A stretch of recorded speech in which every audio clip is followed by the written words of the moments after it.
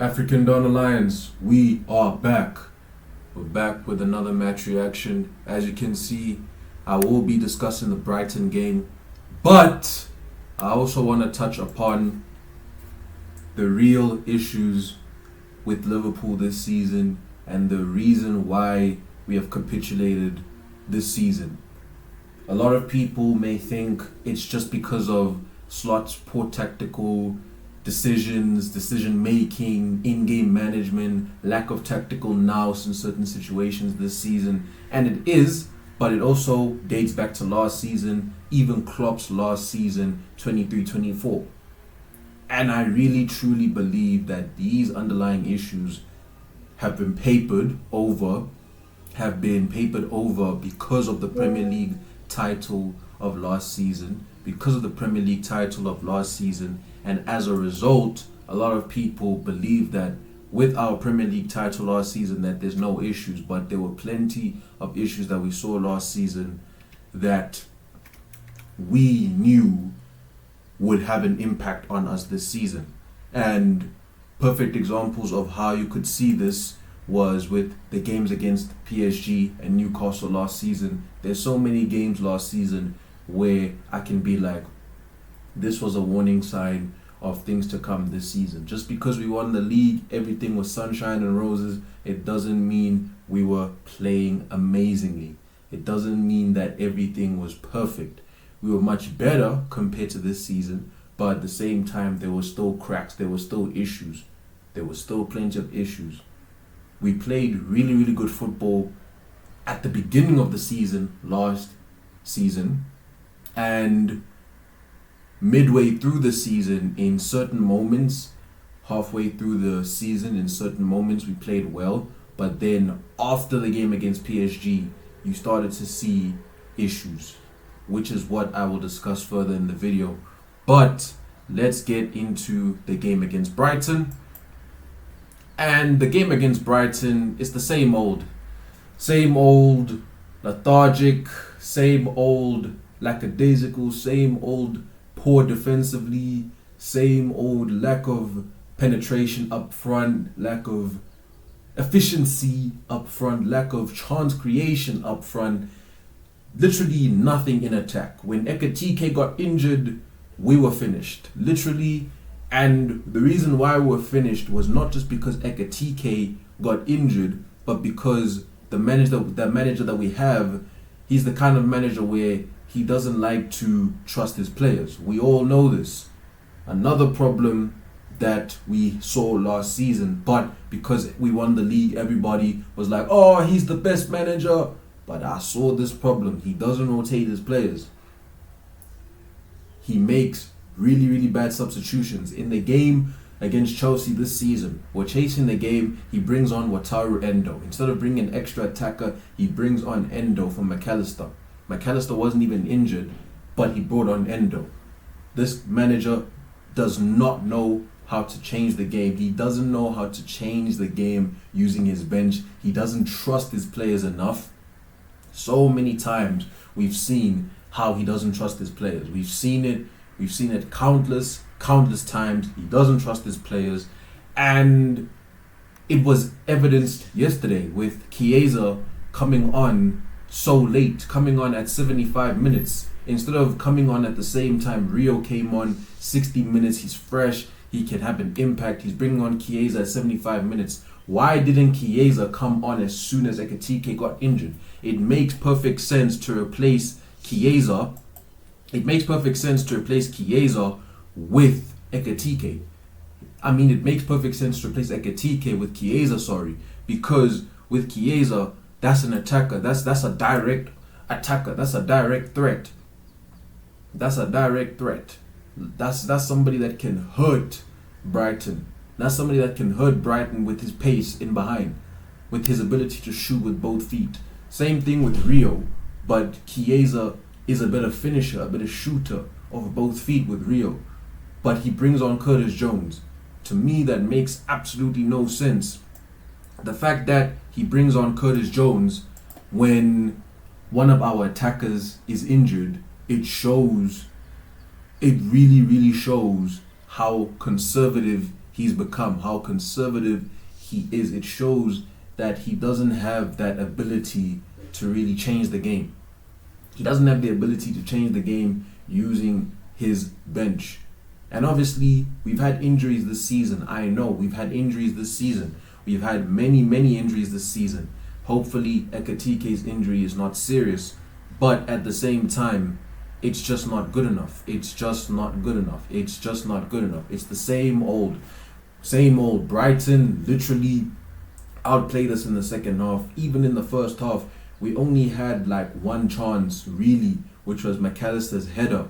We barely did anything in the first half. Barely did anything. We were poor in the second half. Really poor in the second half. First half, we had some good patterns of play. Florian was doing things. He was creating chances. He was picking up the ball. He was actually one of our better players yesterday. But even with him, he needs to improve his shooting in the final third. He needs to improve his shot. When he shoots, there's no conviction when he shoots. He really needs to work on that. He needs to work on his shooting. He needs to work on sometimes delaying his passes too much. I feel like sometimes he should play the pass, and he always plays the forward pass, but he takes too long. He's not quick with it. He's not proactive with it sometimes. He waits for the right moment too much. But let's get into the game. Let's get into the actual game, because obviously it was a game of two halves, because the way Brighton came out, especially in the second half, like honestly, you look at the statistics in the first half. I would say it was pretty even. Before Brighton got their goal, we were playing well. We had some good moments. Here and there. We weren't really peppering Brighton's goal, but at the same time, we're keeping the ball well. They didn't really threaten us much. But Danny Welbeck scores, and it's really poor defending. Very poor defending from Konate. He goes down. He doesn't go down, but he doesn't contact the ball. He doesn't make contact with the ball. Welbeck jumps him, and he's meant to be like 6-7 inches taller than Welbeck. So it's really poor. Not strong enough from Konate, and this is not the first time that he's been out-jumped.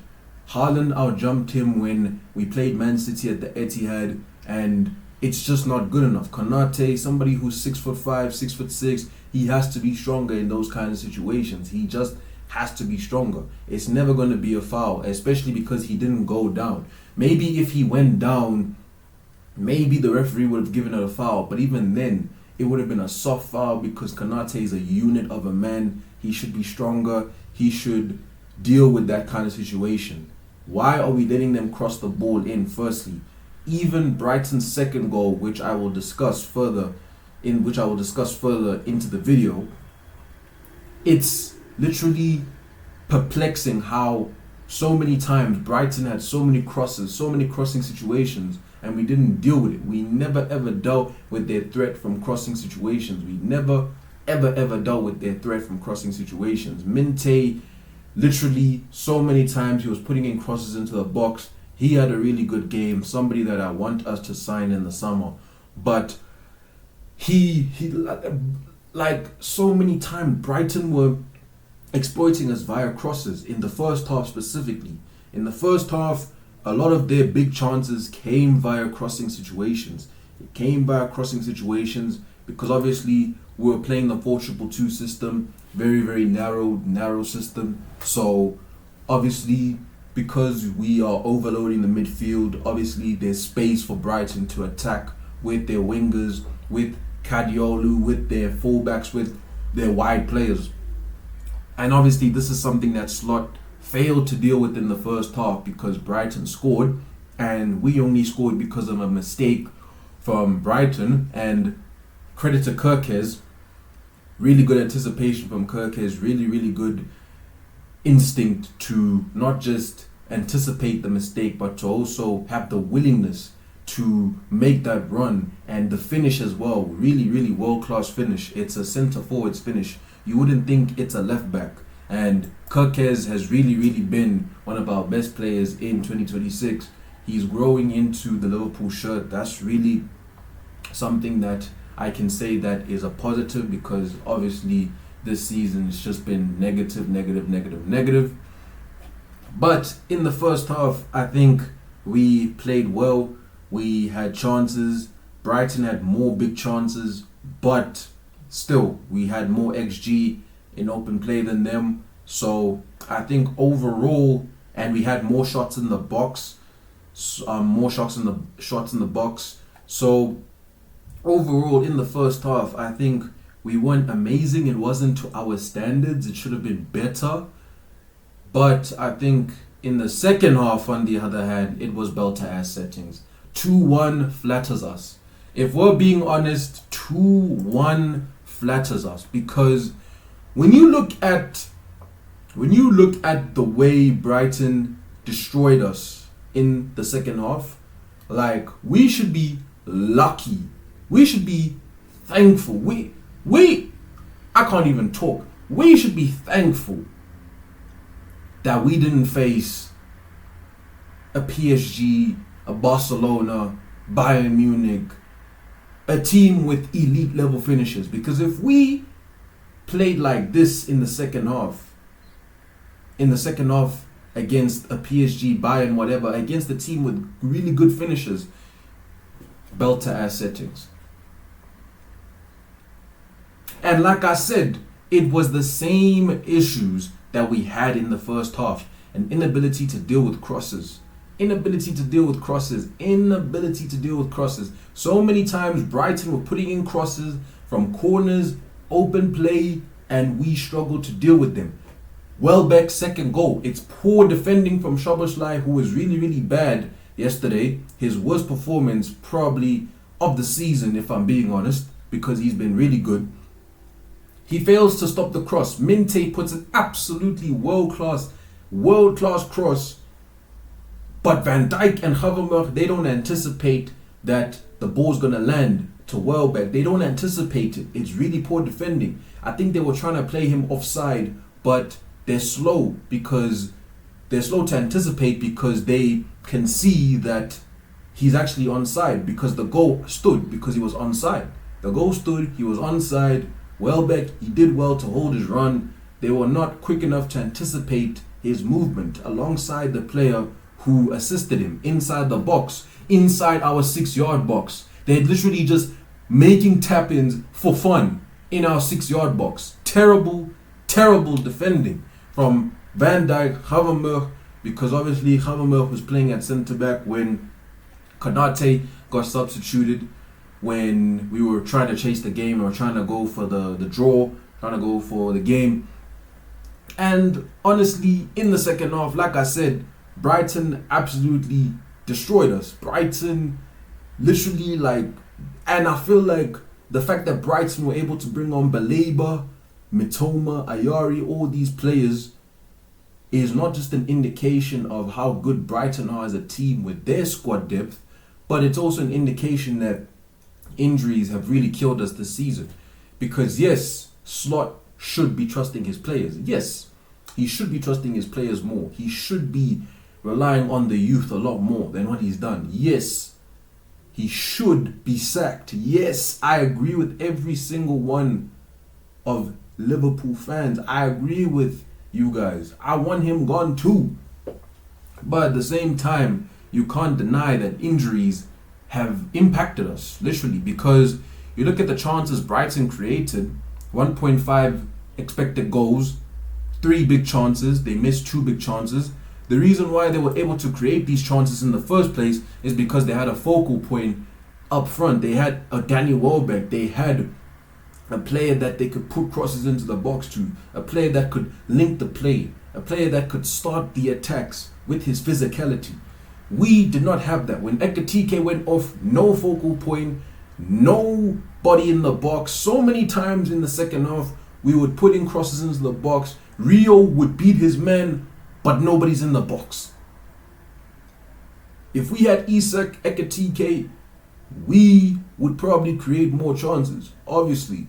But at the same time, this is where I get onto the issues, the real issues behind our season, behind our capitulation this season. And it's down to us not having any physicality in our midfield. It's down to us not having any physicality in our midfield. It's down to the players, a lot of our players being overworked because Slot doesn't trust his players, which is another big issue. We should have seen Chiesa, Rio, Endo. We should have seen so many of our squad players, our really good squad players. We should have seen them play more minutes last season so that our starting players this season and the new signings, they're not overworked, they're not overloaded, they're not burnt to the ground. Last season, we saw Havenberg, last part of last season, he dropped off. You know why? Because he was played in every single game up until the game against Chelsea when we had already won the league. Because Slot doesn't trust his players. Slot doesn't trust his players. And I feel like for me, that is one of the biggest issues. One of the biggest issues with Slot is not just tactically he fails to deal with low blocks. He doesn't know how to break down low blocks. We're not good at playing out from the back. We are always getting outrun. And obviously us getting outrun is down to a lack of physicality in midfield, but also down to players like Salah not having the ability to press for 90 minutes and stuff like that. But it's also down to Slot's system. It's down to his inability to make us competitive, his inability to make us dominate games, his inability to make us compete in midfield, his inability to make us deal with teams in transition and hurt teams on transition, hurt teams in attack. It's him not trusting his players, bringing on Rio, Chiesa so late, so many times. Last season, this guy only brought on Chiesa when it's like 85 minutes. So many issues of last season. Yet under Klopp, obviously, it was a transition season. 23-24, 22-23 was absolutely a disaster. 23-24 with Klopp, it was a transition season. We were not even in the Champions League. It was really a send-off for Klopp. It was a transition from Klopp to Slot. So obviously, with Slot in his first season, as we all know, he took over from Klopp. A lot of Klopp's ideals, a lot of Klopp's philosophy, he took over. He utilized the Klopp style whilst adapting it to his own. Gradually over time, he adapted it to his own style of play, which is what we've seen this season. And obviously with Klopp, we had a style of play, and certain players were played a lot, like McAllister, for example. I think this is another reason why maybe McAllister's not performing at the level he was last season and under Klopp, because he's been overplayed. Again, Slot not trusting his players. You have Curtis Jones, you have Nioni, you have Endo, you have so many players, but you're not trusting them. You're not trusting them. You're not trusting your players. You're not trusting your players. You're not rotating. Yes, you could argue Nioni, Ungamoa, they're still young for 90-minute matches, but even if you play them for 40, 45 minutes, 60 minutes, this is what Klopp would do. You know the reason why Bajcetic is so regarded highly by all of us is because Klopp played him, because Klopp gave him opportunities, because Klopp actually utilized him. When Fabinho was injured, when we needed an extra midfielder, an extra body, he would play Bajcetic. He didn't just play him with the youth, with the kids. He played him in big matches. He played him in the Premier League. He allowed Bajcetic to develop. He fast-tracked Bajcetic's development. Slot doesn't trust his players. He doesn't trust his bench. He doesn't utilize the youth enough. The only reason why he's playing Rio is because he's getting pressure. He's probably getting pressure internally inside the club from maybe Van Dijk, from senior figures, from Steven Gerrard, of course. So many people have been saying, play Rio Ungamoa, play him. But Slot does not trust his players. I've said this. He doesn't trust his bench. His lack of tactical flexibility, tactical adaptability in terms of his bench, in terms of using his substitutions, not just his in-game management where he can change our in-possession shape, our rest defense, whatever, but using his bench, trusting in his bench. He does not know how to do that, and we saw this last season. This is why I'm not even surprised. I'm more surprised at the fact that obviously we've fallen off so much to the point where we're begging Chelsea to drop points so that we can qualify for Champions League. We're begging Aston Villa to mess it up so that we can qualify. But I'm not surprised that he doesn't trust his players. I'm not surprised that Rio hasn't seen minutes. A lot of people can be like, oh, how has he not played Rio? We saw this last season. We saw this last season. In the game against Tottenham, Rio, our best player in the game, he takes Rio off. Even in the game against Galatasaray in the first leg, cool, we beat Galatasaray at Anfield, amazing performance, cool. But in the first leg against Galatasaray, if Klopp was our manager, if we had another manager, he brings on Rio when we need to chase the game, when somebody that can take his fullback on 1v1. Slot doesn't do that because he doesn't trust his players. Chiesa didn't even come on in that game.